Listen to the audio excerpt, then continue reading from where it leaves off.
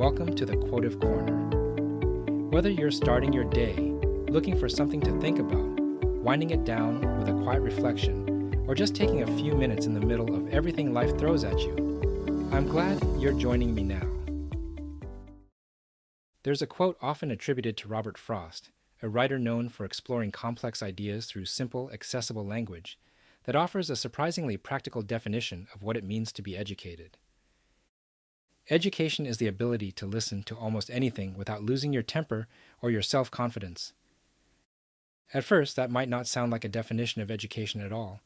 It doesn't mention books, or degrees, or knowledge in the traditional sense. Instead, it focuses on something less visible, but arguably more difficult: composure.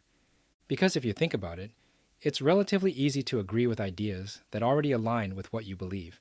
There's no friction there, no tension, no challenge. But the real test happens when you encounter something that doesn't sit well with you. An opinion you strongly disagree with, a perspective that challenges your assumptions, an argument that feels wrong, not just intellectually, but emotionally. That's where things change, because in those moments, the instinct isn't usually to listen. It's to react, to interrupt, to defend, to push back quickly, sometimes before the other person has even finished speaking. And that reaction feels justified in the moment. It feels like clarity, like conviction, like standing your ground. But what this quote suggests is that true education, real education, looks different. It looks like restraint, the ability to stay present in a conversation, even when it becomes uncomfortable, the ability to hear something fully without immediately needing to respond to it, and more importantly, the ability to do that without feeling threatened. Because that's the deeper layer here. It's not just about controlling your temper. It's about maintaining your self-confidence while being exposed to opposing ideas. And that's harder than it sounds. Because when we hear something that challenges what we believe, it can feel personal, as if the idea itself is a threat, not just to our opinion, but to our identity. And when something feels like a threat, we react. We shut down, we push back, we dismiss. Not necessarily because the idea is wrong, but because it made us uncomfortable. And discomfort is something we tend to avoid. But what if that discomfort is actually part of the process? Interestingly, Robert Frost was known for writing poetry that seemed simple on the surface, but carried deeper layers underneath, often inviting multiple interpretations rather than forcing a single conclusion. In a way, his work required readers to sit with ambiguity, to engage without rushing to judgment. And that idea connects directly here. Because being able to listen without reacting doesn't mean you agree. It doesn't mean you accept everything you hear. It means you create space. Space to understand before evaluating. Space to think before responding. Space to separate your reaction from your reasoning. And that space is where growth happens.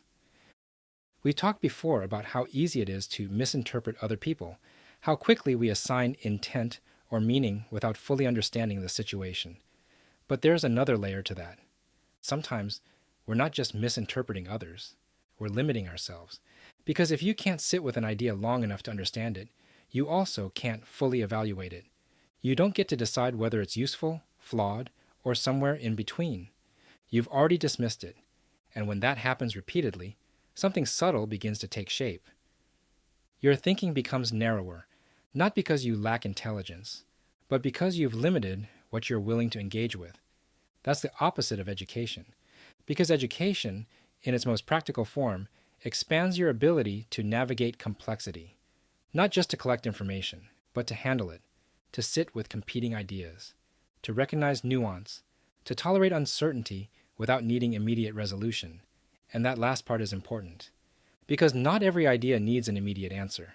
Some ideas need time. Time to process, time to test, time to understand how they fit or don't fit into what you already know. And if you react too quickly, you lose that opportunity. You trade understanding for certainty. And certainty, while comfortable, can be limiting. This doesn't mean you should accept everything you hear. It doesn't mean every idea deserves equal weight. Discernment still matters. Judgment still matters. But judgment works best when it comes after understanding, not before. And that's where this definition of education becomes practical.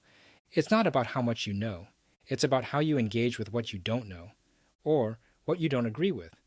Because the ability to remain steady, to listen without losing your composure or your confidence, is what allows you to actually learn from the world around you, even when that world challenges you, especially when it challenges you. So maybe the takeaway here isn't to measure education by information alone. Maybe it's to measure it by your response. How do you react when you hear something that doesn't align with what you believe? Do you shut it down, or do you stay with it long enough to understand it? Because that moment, that pause between hearing something and reacting to it, that's where education begins to show itself. Thank you for spending a few minutes here with me. If this gave you something to think about, I'd invite you to come back for the next one, or share this with someone who might need the reminder today. And maybe that's the real takeaway here. Education isn't just about what you know, it's about how you respond to what you don't. Because as we always say, wisdom isn't in the quote, it's in the reflection. I can't wait to see you in the next